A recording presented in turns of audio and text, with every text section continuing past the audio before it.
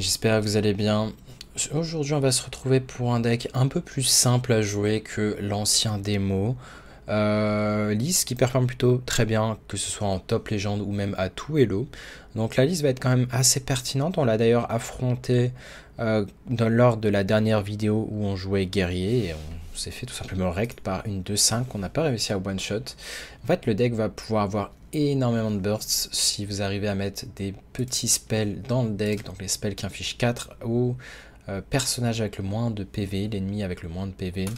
Donc si vous avez 5-6 spells au fond du deck et vous faites le spell à 6, inflige 6, vous allez invoquer un T6, en plus de ça vous allez infliger 4 points de dégâts pour chaque spell défaussé, ce qui est globalement très fort.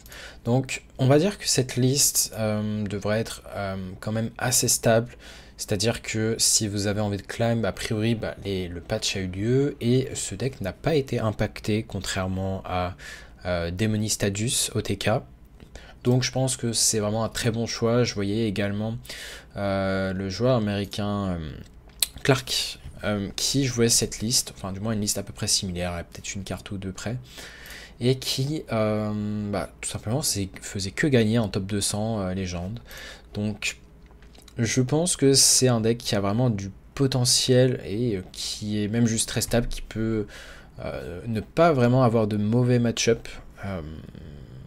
C'est juste d'un point de vue stabilité qu'il va avoir, donc c'est un peu le bon compromis entre force et stabilité, force du deck, stable un peu dans tous les decks.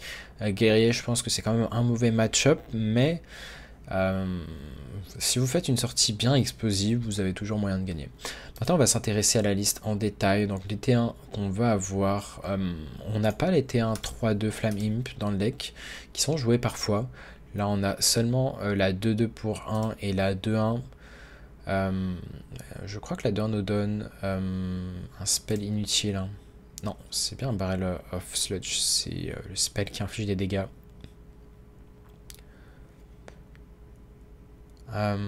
Toxic Waste. Je sais pas ce que ça fait le Toxic Waste.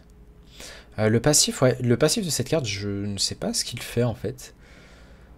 Je pense que ça fait absolument rien, c'est juste un petit texte pour le texte.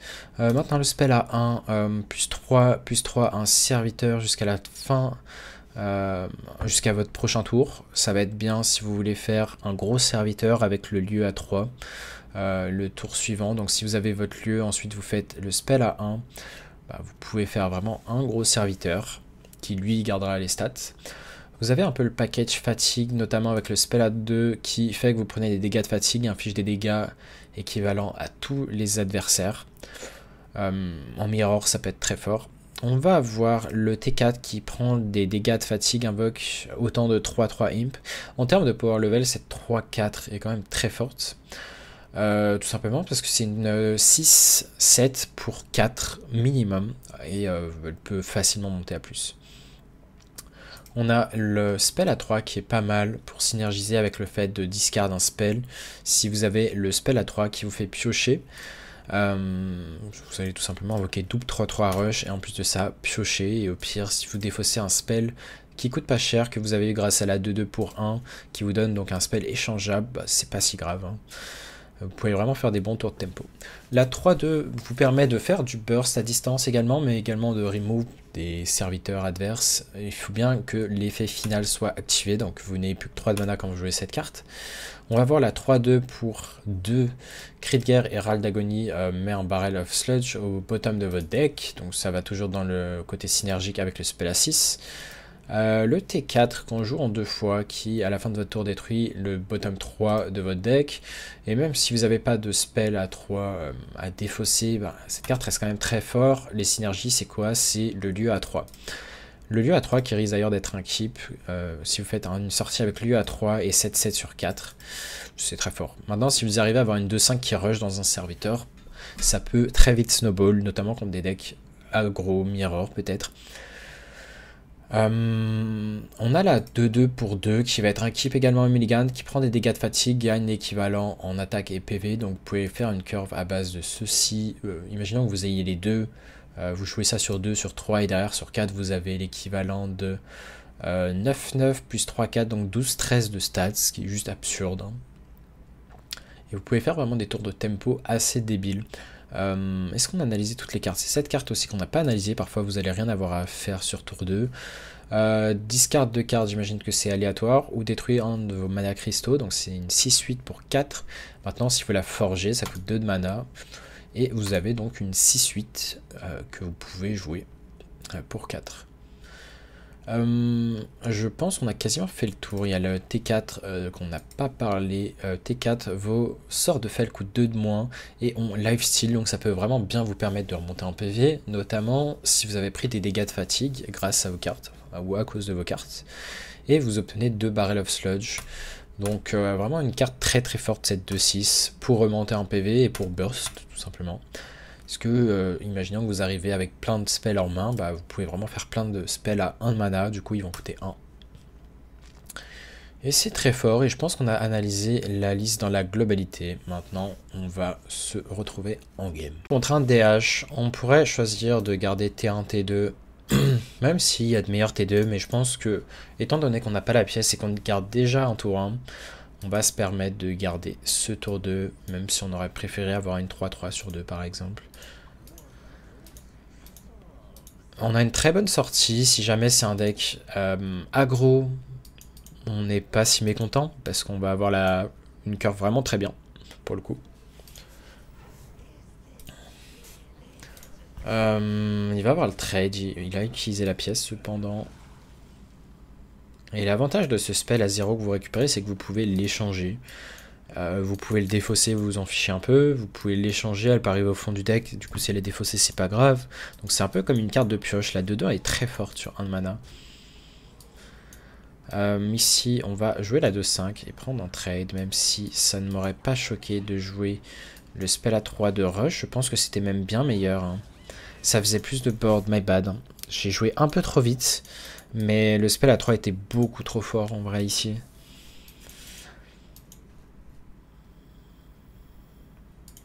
Petite mauvaise prise de décision ici. On verra si ça coûte la game ou pas.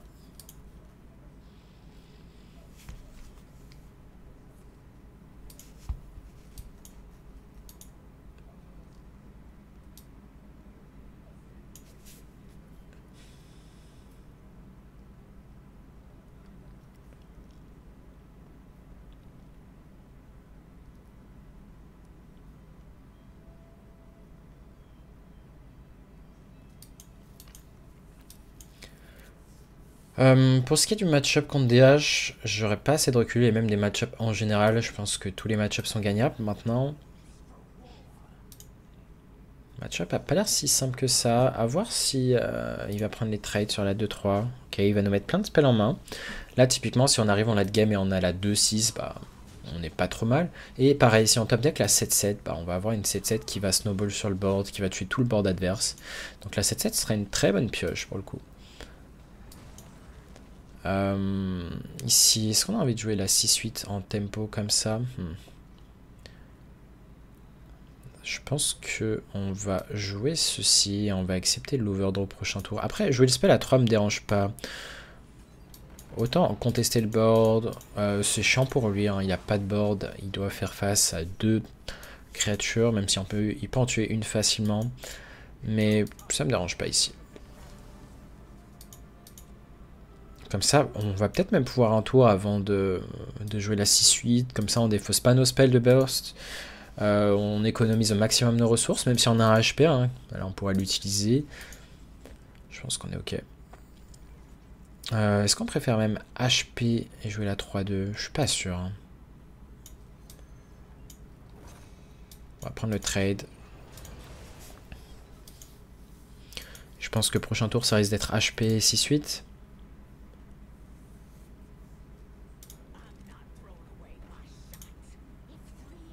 Ce qui est bien, c'est qu'on aura rush, donc on pourra rusher dans la 1-3, qui aurait été dérangeante si on l'avait pas tué. On n'a pas encore eu de carte de fatigue, donc pour l'instant on fait que un Dower avec Crescendo.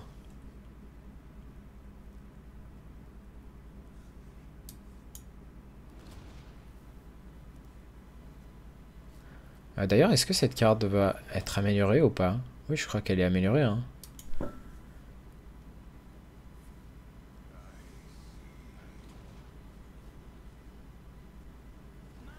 Ah oui, en fait, prend un dégât de fatigue. En fait, vu que ça prend un dégât de fatigue, bah, imaginons que vous avez déjà pris des dégâts de fatigue, ça va automatiquement s'améliorer du coup. Donc ouais, là on se fait un peu burster et je pense qu'il va falloir absolument piocher la 2-6. Même le spell à 6 serait pas mal parce que ça nous permettrait de full clear. Après on va avoir une 6-8 taunt, à voir. Je pense qu'on s'est fait un peu prendre de vitesse pour le coup ici. Ouais, et on est très bas en PV, donc je pense que voilà, on a été trop lent. La sortie adverse était un peu trop vénère. On n'a pas vraiment envie de prendre de dégâts de fatigue en plus, donc là on a juste très certainement perdu la game. Maintenant, imaginons qu'on ne soit pas mort, bah, la 2-6 est là pour nous sauver. Donc ouais, vraiment, on n'a pas pu profiter des power turns du fait qu'il ait justement mis plein de spells au fond de notre deck.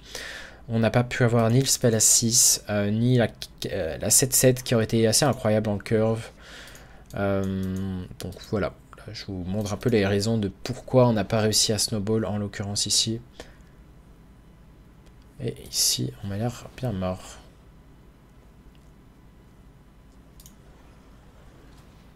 Ok, on n'est pas encore mort.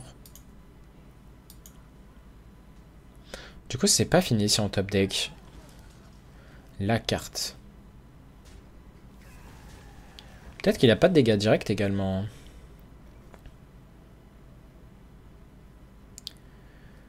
Intéressant ici. Je pense que je vais booster ma créa. Je vais faire ce spell. Et je pense que ici, on doit prendre le trade. Et jouer cette 3-2. En fait, là, globalement, il peut galérer à nous tuer. Hein, on sait jamais. Hein, peut-être qu'il n'a pas le létal. Est-ce que c'est du BM? Non, c'est pour piocher une carte supplémentaire. Ok. Et ouais. Pour l'instant, il a déjà mis quoi? Il n'a pas eu de spell... S'il a déjà utilisé une prédation, donc il en reste une seule. C'est peut-être le seul moyen qu'il a de connecter des dégâts face. Et on a réussi à gagner malgré tout. Hein. Bon, il a fallu éviter des boulets de face. Hein. Je l'accorde. Je vous l'accorde. Mais quand même une belle game de gagner. Avec Druid, on arrivait parfois à se prendre de vitesse, se faire prendre de vitesse par ce deck. Justement, maintenant, à voir si on a envie de garder la 2-5. Je sais pas si Druid joue encore. Là, on va réfléchir en termes de curve parce qu'on peut juste affronter un deck aggro. Dans ce cas-là, il faut être assez rapide.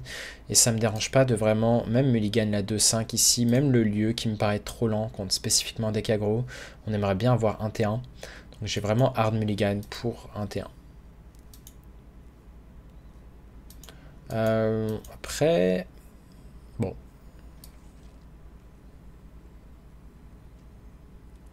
À voir si on préfère pièce-lieu. Je pense que c'est plus fort de pièce-lieu en fait. On va voir pourquoi. Là on pourra avoir...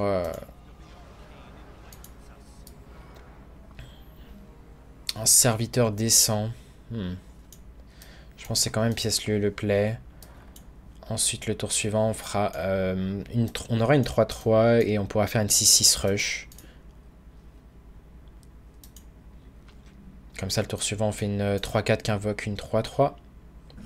Merci Jantolol pour ton follow.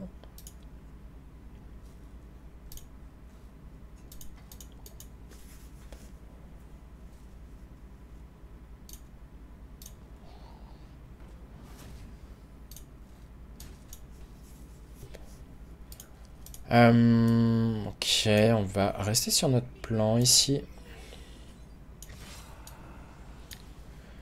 On va faire rusher notre 6-6 dans sa 3-3.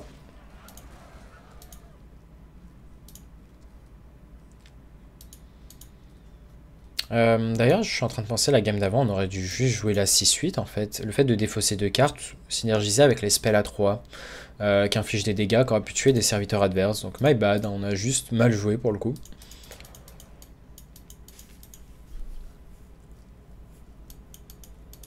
Je sais pas pourquoi je pensais que c'était des spells une fois défaussés qui faisaient rien, mais en fait non, ils infligent bien des dégâts.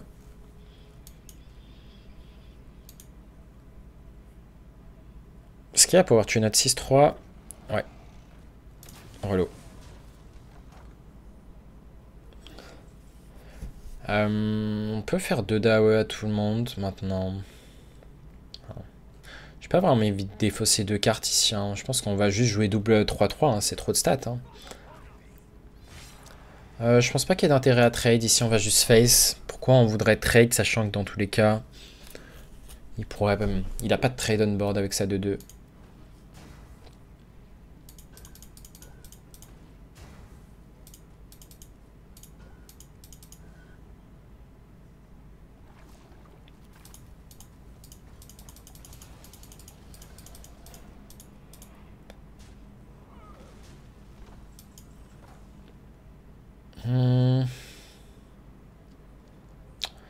Est-ce que c'est pertinent de faire Crescendo et ça par exemple? Je pense qu'on a un full clear, on y va. Hein.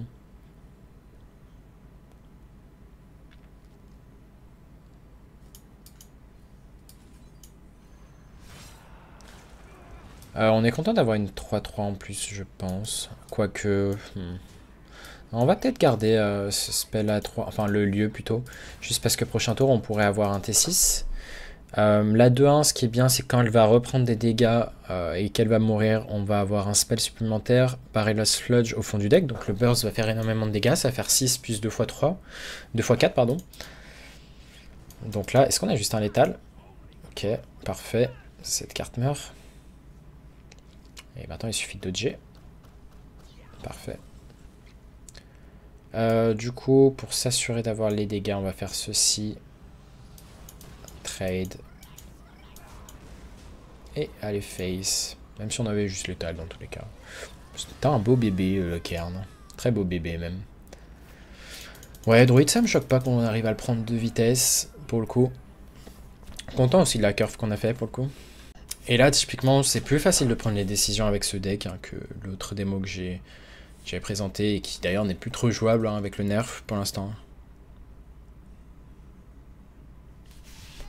Dès qu'on sera Paladin, c'est peut-être un deck qui peut nous prendre de vitesse pour le coup. Maintenant, on a quand même des outils, des moyens de faire beaucoup de tempo.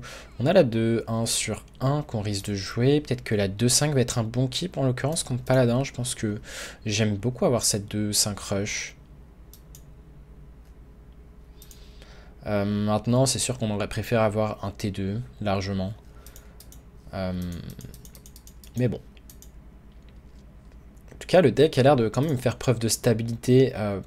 Juste parce qu'on... Certes, on n'a que 2 games, mais par rapport aux autres personnes qui ont joué le deck a l'air quand même assez stable. Donc je pense qu'on peut très facilement monter avec. Et je pense que je devrais pas mal climb très facilement et très rapidement. Surtout si vous aimez la rapidité du climb. Ce deck est bien. Oh, on est contre un paladin un peu lent. On aimerait bien quand même piocher un petit tour 2 là. Si on arrive à avoir le Bariton Imp, on dit vraiment pas non. Parce qu'on aurait une curve assez incroyable. Bon, rien d'autre à faire qu'Hero sur 2. Très dommage.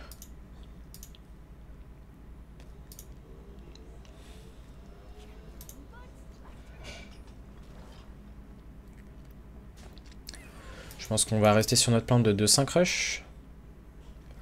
À moins qu'on préfère faire une 3-2 ici. Je préfère quand même faire la 2-5 rush. C'est pas trop mal de commencer à faire plein de spells. Déjà, setup nos spells. Les 3-2 qui feront plus de dégâts, ce sera pas une mauvaise nouvelle, clairement. Et si on n'a rien de mieux à faire, on fera juste la 3-4 qu'une 3-3 prochain tour. Et pour ce qui est de ce deck, je me demande si c'est pas pour l'instant un des meilleurs actuels. Jusqu'à ce qu'on arrive à trouver des listes bonnes avec le mini-set. Mais dans tous les cas, avant mini-set, enfin avant patch, je pense que c'était une des meilleures listes. Un des meilleurs decks. Si on parle en termes de power level pur. Et stabilité. Et en plus de ça, pas si dur que ça à prendre en main. Ce qui est chiant, c'est que ça se met assez mal. Si je pense que je vais préférer faire une 3-2. Hein. J'ai pas envie de faire une 3-4. Qui me paraît un peu être trop faible ici. C'est pas impossible qu'on fasse une 2-6 le tour suivant par contre.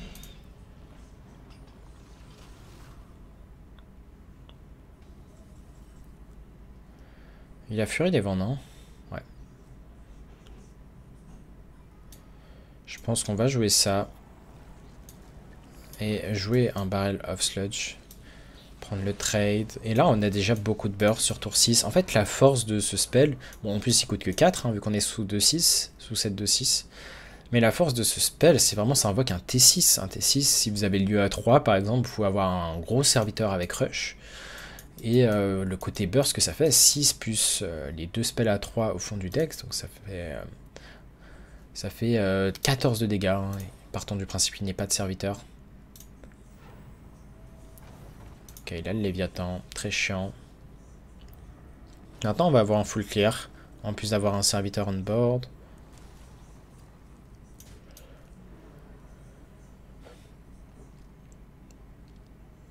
Comment il a eu l'autre pièce? Ah, grâce à un trésor, ok. Et ça risque d'être le prochain deck que je spam. Bon, guerrier, je le joue encore un petit peu. Bon, 5-5 pour 6, c'est pas ce qu'il y a de mieux. Hein. Il y avait des meilleurs T6, mais bon. Ok, on défausse une 7-7, un lieu, une 3-4. Un spell à 3. C'est très important de garder la tempo, en tout cas. Je pense qu'on va juste jouer la 6-8 comme ça, prochain tour. On n'a pas envie de forger, sachant que c'est plus bénéfique qu'autre chose de défausser des cartes. Il y a 1, 2, 3, 4, 5, 6 bonnes cartes à défausser. C'est juste dommage si on défausse une autre carte. Mais ça se met pas si mal en termes de tempo, donc je pense qu'on va le faire. Plus ça se met bien, ça va tuer le TC, et on peut faire du burst si on ne défausse pas cette 3-2. À la limite, si on défausse une des deux cartes, je préfère largement défausser la 3-4. Ah, bon. Ça se met pas si bien que ça du coup. Je vais préférer faire le lieu first, et ensuite jouer la 6-8. On va défausser deux cartes de la main. On va faire en sorte d'avoir une autre 6-8 rush.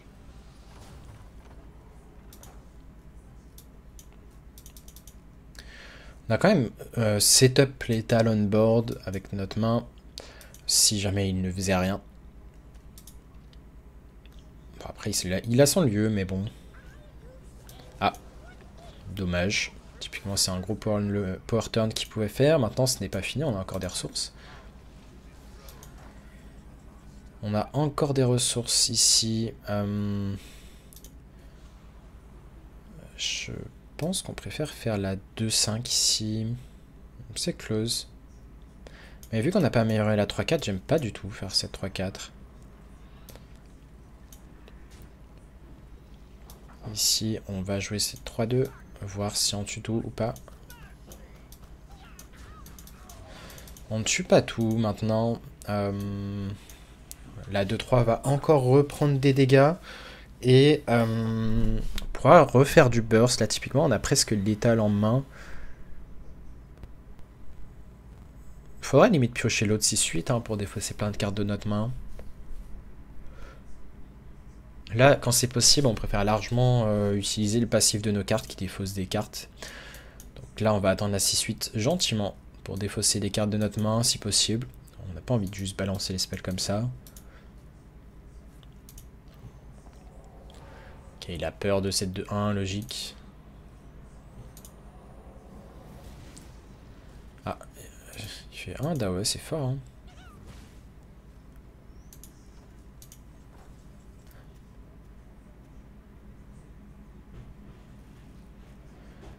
Intéressant, en tout cas on va avoir un gros serviteur ici qui va rusher. Ça revient un peu ce commit, peut-être qu'on préfère HP d'ailleurs ici. On a juste l'étal en fait. Oui, on a juste l'étal. D'ailleurs on avait juste... Non, on n'avait pas l'étal. En faisant juste les spells vu qu'il y avait un serviteur à tuer justement on board. Mais ouais, du coup bon, c'était un létal pas trop dur à trouver, juste... Pour moi, on n'avait pas encore létal, mais bon. Au final, ça s'est passé une game sans accro. Voleur est une classe qui s'en sort de manière générale bien contre les decks tempo qui prennent du board, les decks aggro. Maintenant, pour ce qui est équipe mulligan, la 7-7, ça me dérangerait presque pas, mais bon, vu que j'ai pas le lieu, je vais pas garder cette 7-7. On peut trop facilement avoir une main un peu trop lourde. Donc je préfère jouer la sécurité du mulligan et vraiment chercher un T1, T2. On va jouer la 2-2 sur tour 1. On peut à tout moment pièce 3-3 sur 2 si besoin. Et d'ailleurs, on notera que le spell à 2 est un sort de Fel, ce qui veut dire qu'on peut jouer la 2-6 et le spell de Fel gratuitement, entre guillemets. En plus de ça, il n'a pas tué notre 2-2, donc ici, on n'a pas de raison de pièce ce spell à 3. Je vais trade cette 1-1. Justement, parce que ça me va, si cette 2-2 meurt, j'ai pas envie qu'il prenne double trade sur la 3-2 par exemple. Ça me va vraiment si cette 2-1 meurt.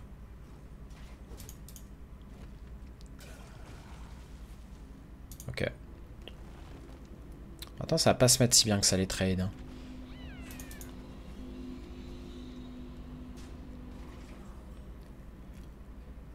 Ok, très bonne draw pour le coup, et je pense qu'on va le faire. Hein. Très important de reprendre l'initiative ici.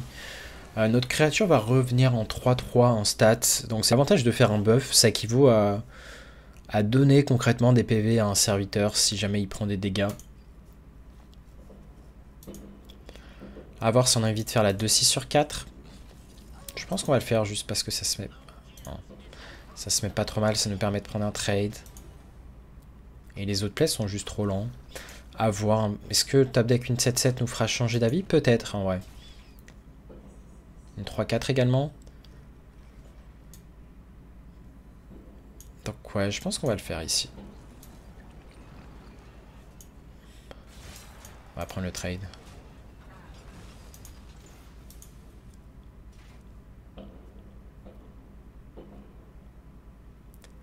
Si jamais la 2-6 n'est pas gérée, ce qui est fortement possible, on peut avoir vraiment beaucoup de dégâts.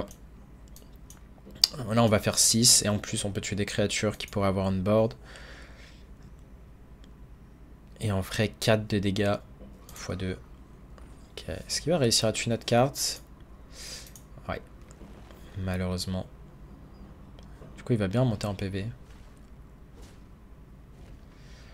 Ouais, bon, on accepte qu'il remonte full PV, hein. Maintenant on va juste faire Forge of Will.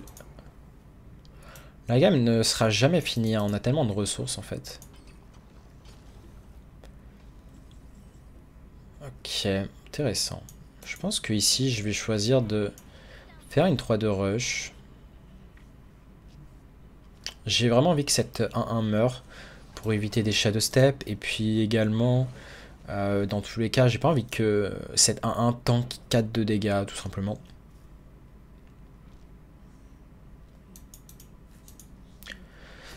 Quand cette 3-2 va mourir, on va avoir encore plus de spells. Donc là, notre Chaos Creation va faire beaucoup de dégâts. Donc on peut bien reprendre le board ici.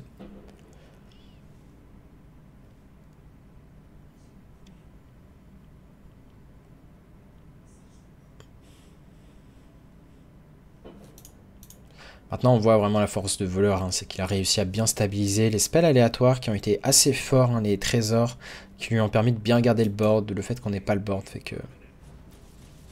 Oh, dommage, on a failli chatter, ne pas avoir de créature qui meurt ici. Limite, est-ce que ça nous dérange s'il va face? Bon, la question se pose même pas.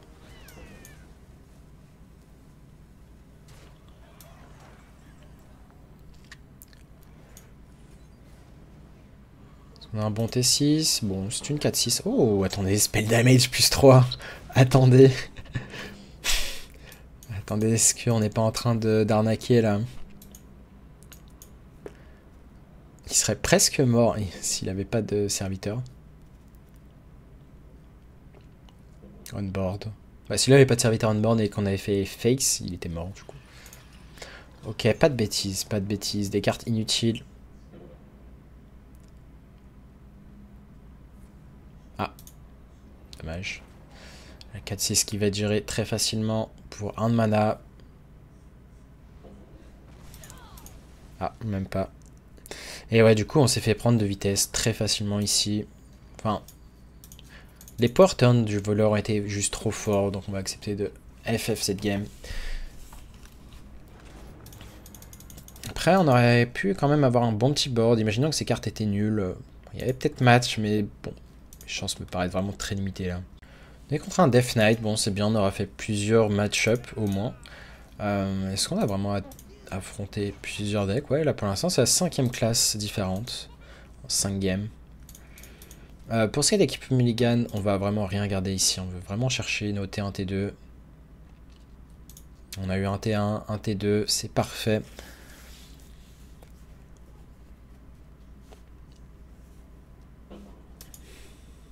Très correct, curve. How is your English? I think my English is pretty okay because I used to stream in English. Maybe I'm missing some vocabulary, but I guess I have an okay English. Not the best, but an okay one. On a notre curve, tour 1, tour 2. Intéressant ici. Je pense qu'on va préférer faire 2-1 Hero Power next turn.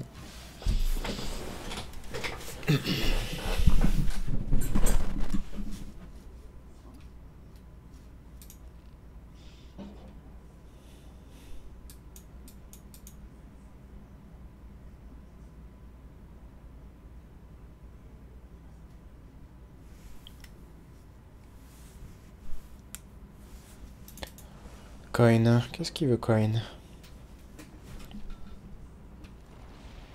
Ah, ça prend tout le board. C'est dommage. On aurait aimé garder un petit peu de board. Maintenant, on peut toujours top deck un T2 par exemple. Waouh. C'est fort ce qu'il vient de nous faire quand même.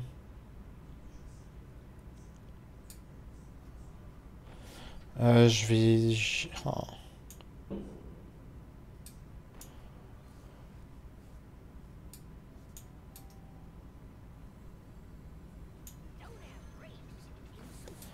Je pense que je vais faire ce spell juste parce que pour le prochain tour, on a besoin d'une target pour faire ce spell. Et en vrai, c'est pas garanti qu'on défausse le spell à 3, c'est chiant. Non, là, juste la sortie était godlike. Hein, typiquement 3-4, 6-8 de stats sur tour 2 en plus de gérer notre board. Donc ça faisait l'équivalent de beaucoup de stats. Et je pense que c'était juste trop fort. Donc bien joué à notre adversaire. On n'a rien pu faire ici. Et je pense qu'on va juste jouer cette 3-4.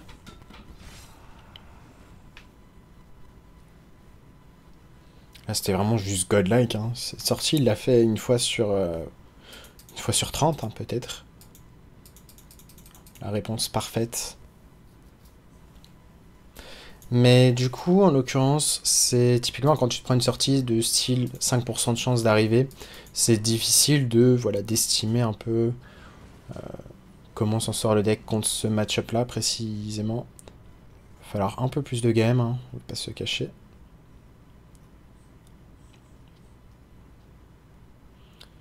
Est-ce qu'on préfère HP first ou... Non, on va faire ça first. On pourrait choisir de forger cette carte ou jouer une 2-1.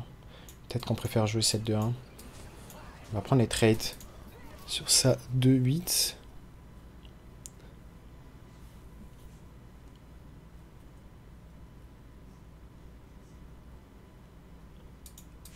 Je pense qu'on risque de Forge of Will et Spell à 3 prochain tour. On peut reprendre un peu le board. Ok, il avait quand même beaucoup de corps. Hein. En même temps, beaucoup de serviteurs morts. Wow, ça c'est de la sortie, hein, franchement. Si on arrive à gagner cette game...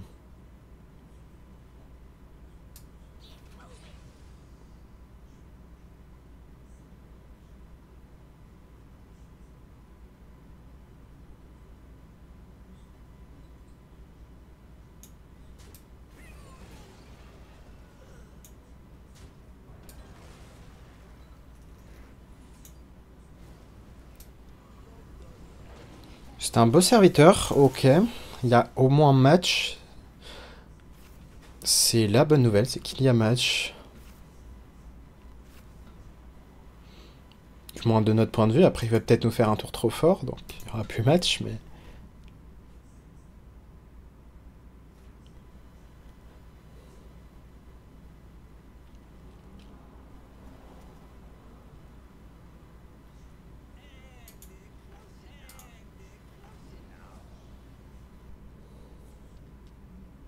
Waouh.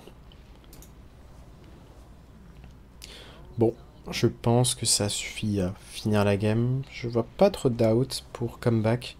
Peut-être la 2-6 lifesteal en vrai, vu qu'il commence à manquer de ressources.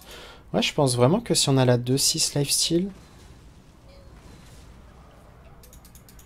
c'est le seul out en 15 cartes, une chance sur 15. Dommage ici.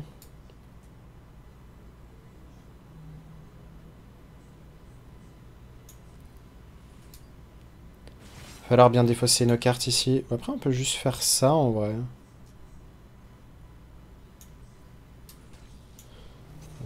C'est incroyable que vraiment avec cette sortie, il y a quand même match. Hein. Ça démontre la force du deck. Hein. C'est qu'on arrive à se prendre des sorties quand même assez incroyables. Même le DH, il avait fait une très bonne sortie. Et pourtant, le deck tient toujours. Hein, en termes de value.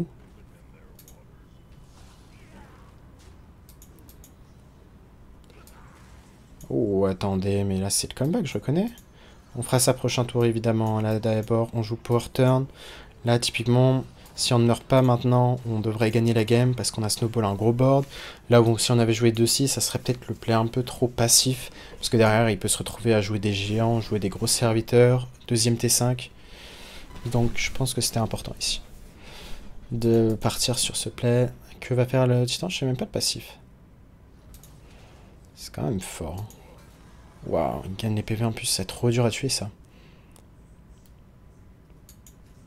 Ouais, décidément. En plus, un géant, waouh.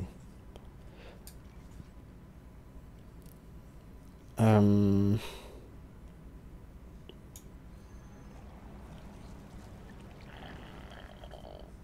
Je pense qu'on va juste jouer cette 2-5. Je sais pas en fait ce que font... Ce que fait cette, les autres habilités. Est-ce qu'on peut le voir? Ah, on peut le voir. Le prochain spell que vous jouez coûte 3 de moins et a plus 3 spell damage. Invoque 2, 3-3 avec Taunt et Reborn. Maintenant, est-ce qu'on peut tuer sa carte? Non, donc la réponse est vite répondue. La question est vite répondue. Ouais, pas d'autre choix. Hein. Du coup, on s'attend à ce qu'il ait des taunts. Ça va être très chiant, mais bon. On va pouvoir prendre des trades. Hein.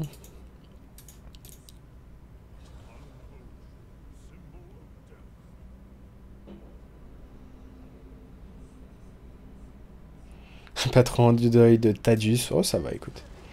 C'est bon, il a eu une carte incroyable ici. What the fuck? Bon, c'était... imaginons que vous faites un boss de mercenaire ou... Il n'y a pas un boss en mode hardcore, je sais plus c'est quoi. C'est pas le roi Lich, peut-être? Ah, typiquement, bah, plus, c'est une game, tu peux juste rien faire. Hein. C'est typiquement une sortie juste incroyable. Franchement, s'il fait une sortie comme ça tout le temps, il gagne toutes les games. Maintenant, justement, je pense que entre nos deux decks, la différence, c'est que nos decks doivent être quand même plus stables pour faire des sorties punchy. Là, typiquement, s'il manquait de ressources, il perdait la game, hein, malgré sa sortie incroyable. Donc, ça nécessite trop de conditions pour faire le genre de sortie qu'il vient de faire. Donc bon, je reste confiant sur Power Level de ce démo.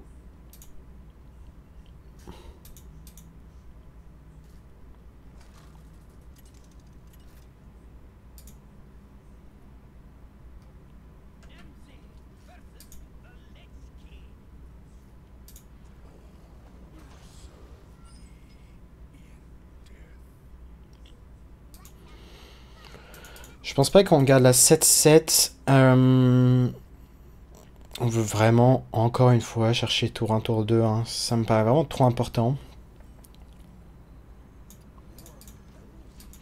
Pour l'instant, on a tour 1. Est-ce qu'on va trouver un tour 2?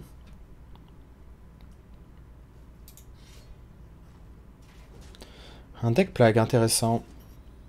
Je pourrais pas vous estimer le match-up.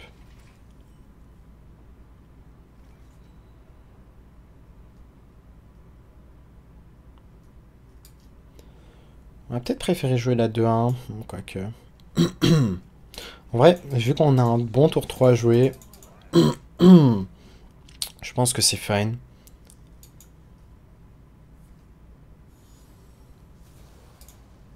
Bon, il va falloir éviter de piocher des plays.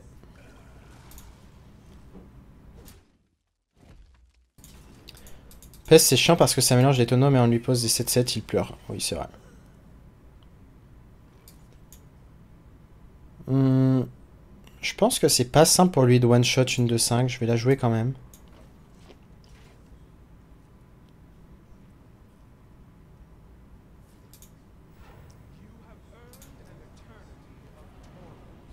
Ok.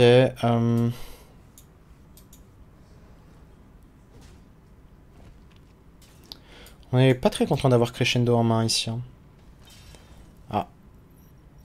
Déjà une plaie de piocher. Ok, est-ce que ça peut bien se mettre? Peut-être, hein. J'y crois. Moi j'y crois. One time. Défaut 5 spell à 3. Ah. C'était pas ce spell à 3. Bon, assez terrible. Je pense que là-dessus, on avait un truc comme 33% de chance de gagner la game là-dessus. En partant du principe qu'il ne peut pas tuer cette 6-8. Du coup, il va juste se faire tabasser. Donc là, je pense vraiment que ça s'est joué à ça, la partie. C'était un 33%. Maintenant, c'est pas fini, encore une fois. Hein, mais là, typiquement, on va HP ici, je pense. Oh. C'est terrible ce qui se passe.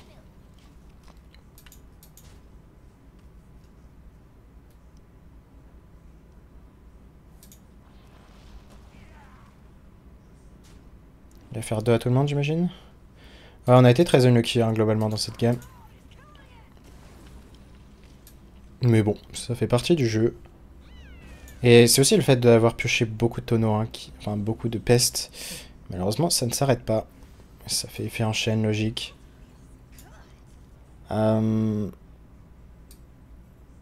Ici, je pense qu'on doit faire ça. Et puis, de toute façon... On va sûrement échanger first.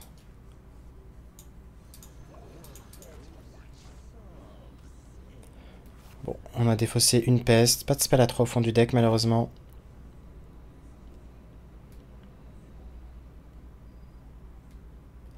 Ouais, c'est vrai que c'est chiant, les pestes, ça nous contre bien les spells à 3 au fond du deck. Ouais, c'est juste trop fort, globalement, ce qui s'est passé. Et on a un peu le rôle... En fait, typiquement, c'est une game, si on le rôle pas, là, quand on avait joué notre T4, il y avait clairement match. Maintenant, on a le rôle, alors qu'il fallait pas, parce qu'on est clairement derrière. On va juste contre Seed ici. Dommage. Il a snowball un peu trop vite avec les plaires, hein. Sa sortie était ultra curvée. Avec la T4 légendaire en plus on curve sur tour 3. C'était juste trop fort. Là pour l'instant les sorties qu'on affronte sont plutôt godlike. Donc c'est pour ça qu'on est pas un win rate incroyable. On est juste à 3-3 avec le deck. Mais si on se base par rapport au power level des sorties qu'on se prend et un peu le manque de réussite qu'on peut avoir, bah, c'est normal de faire un score aussi médiocre. Au moins on affronte des classes différentes, des decks différents.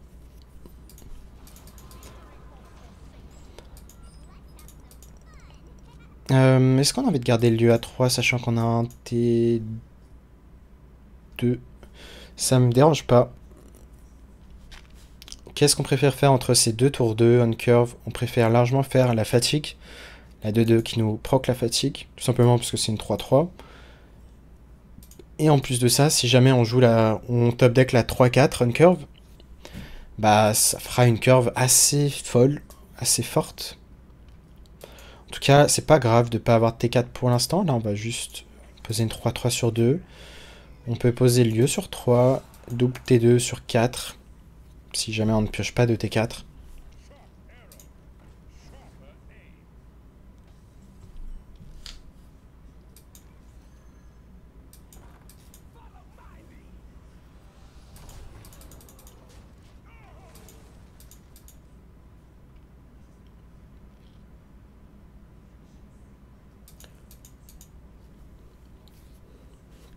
On va pouvoir faire 3 Dawa si jamais. Hein. Si jamais il met du board.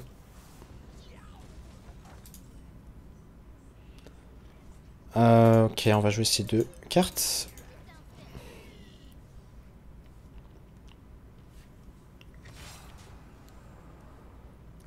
Je pense qu'il a là le spell A, non, qui inflige des dégâts et qui fait ça 3 fois. Donc il peut vraiment full clear notre board. S'il l'a. Waouh. Bon, typiquement, on parlait des sorties Golek qu'on se prend, on enchaîne, hein. De toute façon, on a l'habitude, on est un peu en mode... on joue... on est en train de faire une session en mode ultra difficile. Je pense que on va faire ce qui me paraît être le plus winning play, jouer le deuxième lieu. Et prochain tour, dans l'idée, il va falloir faire double tour 6 en copie avec Rush. Mais ouais, typiquement, c'est quand même une des sorties les plus curvées de chasseur. Hein. Et T6... Ok, qu'est-ce qu'il va nous faire en T6? Encore un spell à 3? Waouh. Ok, c'est définitivement une game en mode difficile. Après, je vous avoue, ce top deck qui est plutôt tentant hein, pour optimiser les dégâts qu'on va faire prochain tour. Ouais, on va HP quand même. Est-ce qu'on a envie de faire des 3-2? L'intérêt, c'est quoi? C'est qu'on pourrait avoir juste l'état le prochain tour. Je pense qu'on va en faire au moins une. Ah, en vrai, je vais en faire deux. C'est juste chiant s'il a une carte comme Explo ou s'il a une AOE, mais j'ai l'impression qu'on peut trop souvent setup létal et ça sert à rien d'être gourmand avec les lieux à 3 ici. Sachant que la game peut juste se finir prochain tour.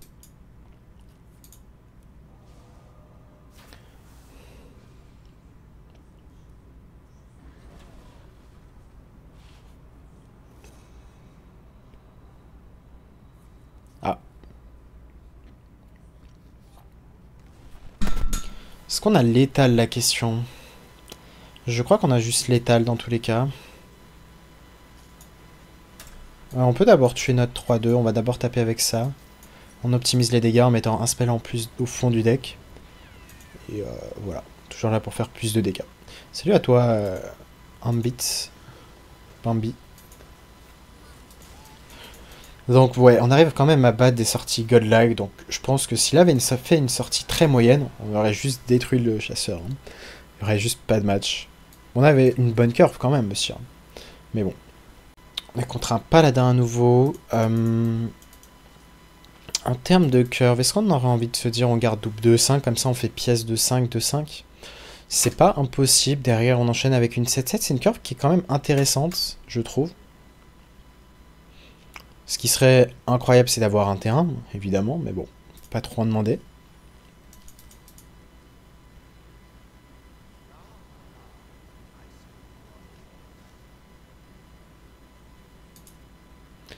Allez. Montre que tu es le plus fort, Yugi. T1. Et non.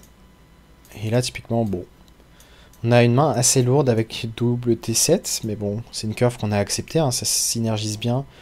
Le fait de faire pièce de 5 into 2-5, on va avoir plein de spells au fond du deck. Derrière, la 7-7 on curve peut vraiment nous permettre de bien prendre la tempo.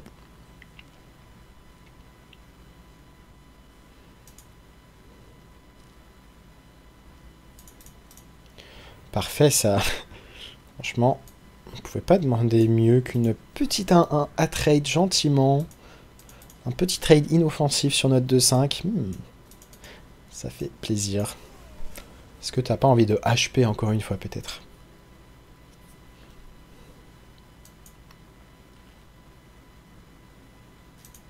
Voilà, merci à toi. Franchement, il est très gentil. Il lui demande de faire, enfin, on lui demande de faire quelque chose et il le fait. Franchement, c'est très généreux de sa part. Encore HP, un petit tour d'HP là, on est pas trop mal.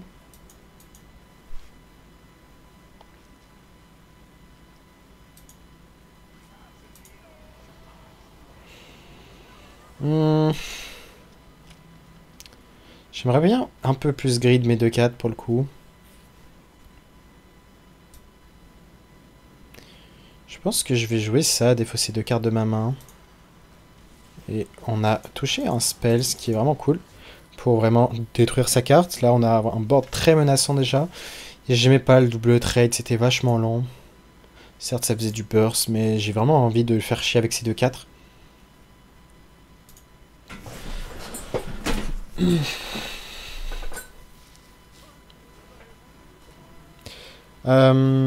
Pioche une bête. Elle coûte 3 de moins. Que fait sa bête? Si le deck n'a pas de duplicate, il a un permanent mirage. Je sais pas ce que ça fait. On ne voit pas. Est-ce qu'on a envie de double trade 7-3-4 peut-être, hein.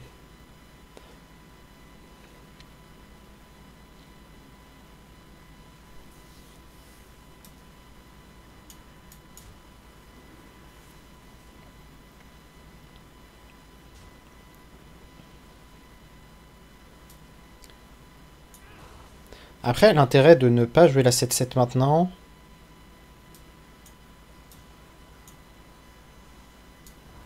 c'est d'optimiser en fait les dégâts qu'on fera face en faisant en sorte d'avoir un board un peu plus gros. Enfin, surtout une 6-8 qui rush, c'est équivaut à mettre une 7-7, sauf qu'on va optimiser au maximum les dégâts qui vont aller face. Ça copie un serviteur de son deck chaque tour. Ok, intéressant.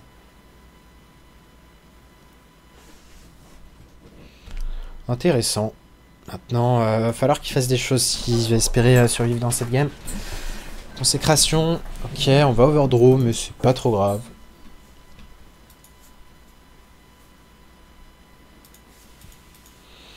Parce que là, on a mis tellement de pression.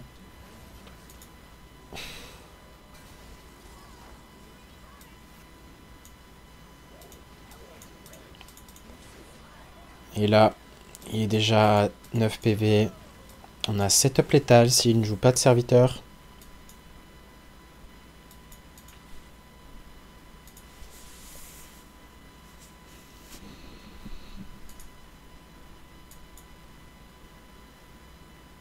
En tout cas, je suis content d'avoir fait la curve, même si ça paraissait lourd.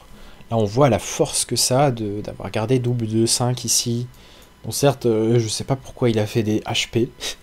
Enfin, du moins, il n'était pas obligé de faire le deuxième Hero Power, hein, mais bon. En vrai, ouais, je sais pas.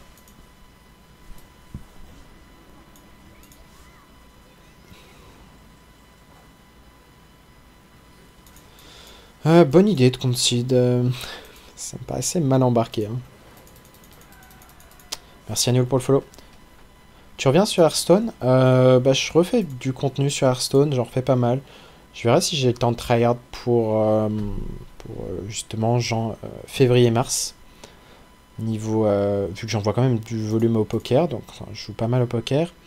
À voir si je peux allier les deux. En tout cas, ça me fait plaisir de refaire du contenu sur Hearthstone.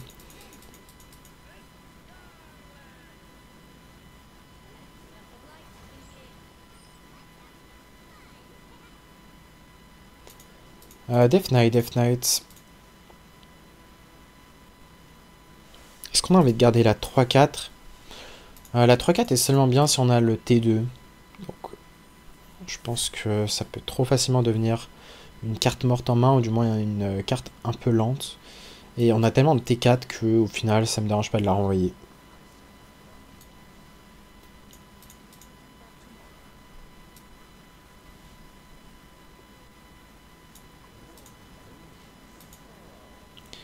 Pour l'instant, il y a une sortie très lente, mais ça peut arriver avec le deck, hein.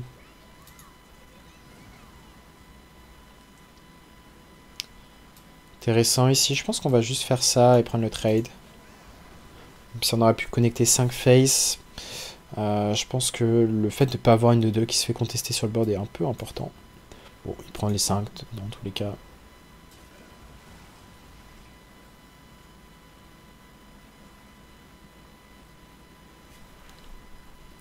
Est-ce qu'on a envie de pièce 7-7?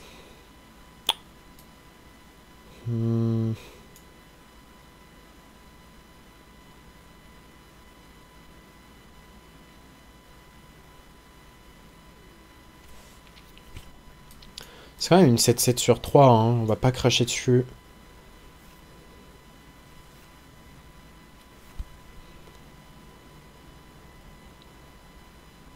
Si 7-7-7 peut connecter au moins une fois face, bon, c'est très fort.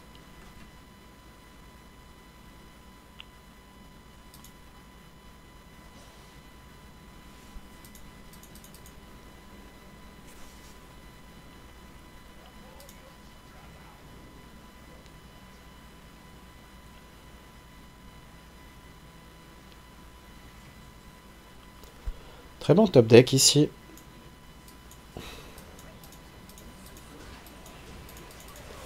Mais c'est pas grave de perdre des cartes, dans le sens où bah, si on connecte 7 de dégâts, chaque tour, ben c'est un dilemme qu'on accepte. Yo, Story, dis-moi, c'est quoi le mulligan pour ce deck? Le mulligan, tu le verras dans la vidéo, vu que là on est en pleine vidéo. Mais c'est les T1. Là, typiquement, contre Paladin, on avait la pièce, on avait double 2-5 et le T4 à la 7-7. J'ai choisi de tout garder. Enfin, de garder les trois parce que ça synergisait bien ensemble. Je pense qu'on va préférer HP ici. Oh, très bonne draw.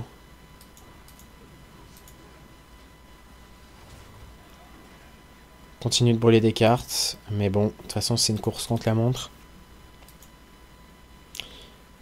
On aimerait bien ne pas brûler des cartes clés telles que la 2-6. La 2-5 peut être cool aussi à avoir. Du coup, ouais. Sinon, de manière générale, t'aimes bien regarder le T1, le T2, qui t'inflige des dégâts à ton héros. Si tu l'as pas, bah, tu gardes l'autre 3-2. N'importe quel T1 d'ailleurs. Hein. Puisque curvé avec le deck est très fort. Si jamais t'as la 3-4, la 3-4 tu vas la garder si jamais t'as justement déjà le Baryton Imp proposé au mulligan. Parce que c'est très fort hein, en termes de tempo.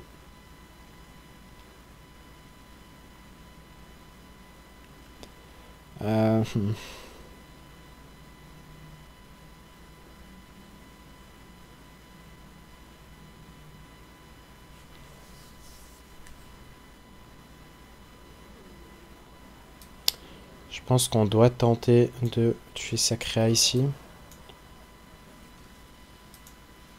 Sinon là tu pars en concede.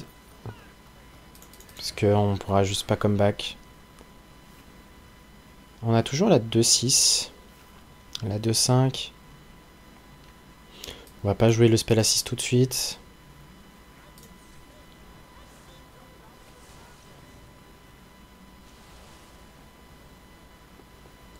T'as déjà dit que tu ressemblais à Charon avec 5 ans en moins? Non, on m'a pas dit en vrai.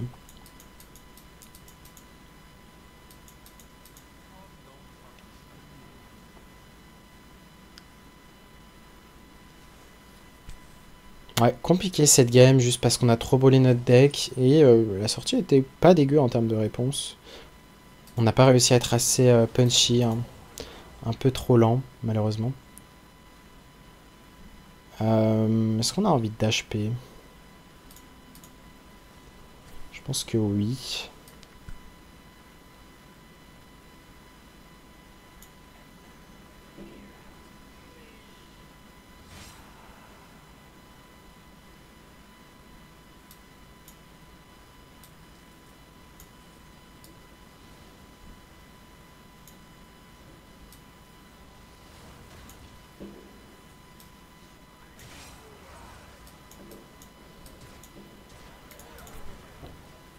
On a quand même quelques outils dans notre deck. Ouais, on a quelques outils. C'est quand même du burst qu'on a en main. À voir s'il arrive à se soigner ou pas.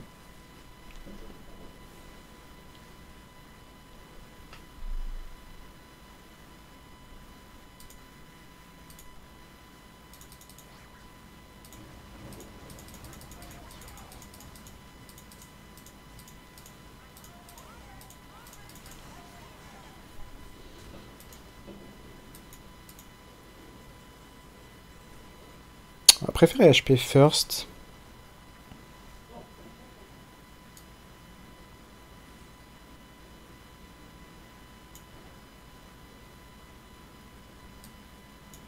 Et je pense que ça se met pas trop mal en termes de curve pour maximiser les dégâts face.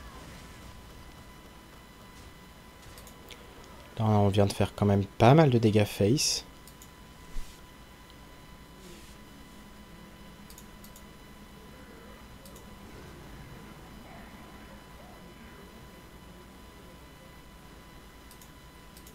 Ok, il vient de grid là. Hein. Il vient de grid et mourir, non? Je reconnais. Il a choisi de grid. Maintenant, est-ce que c'était garanti que il tue tous mes serviteurs? Je crois que oui. Hein. Mais bon, bonne nouvelle pour nous. Et on finit sur un score de 6-3. Je suis même étonné qu'on ait autant de victoires avec les sorties Golem qu'on a réussi à se prendre. Ça démontre quand même une bonne stabilité du deck. 5-3 ou 6-3? Le tracker a l'air de dire 6-3. Bon, je vais faire confiance. Ouais, 6-3, ça se mettait pas à jour. En tout cas, j'espère que cette vidéo sur le deck vous aura plu. Je pense que c'est un des decks les plus safe à craft pour l'instant. Et vu qu'il n'a pas été nerf avant, je pense qu'il va pas être nerf tout de suite. Et voilà. En tout cas, faites vos plaisirs avec. Decklist plutôt stable. Je vous dis à très bientôt pour une nouvelle vidéo. Tchuss.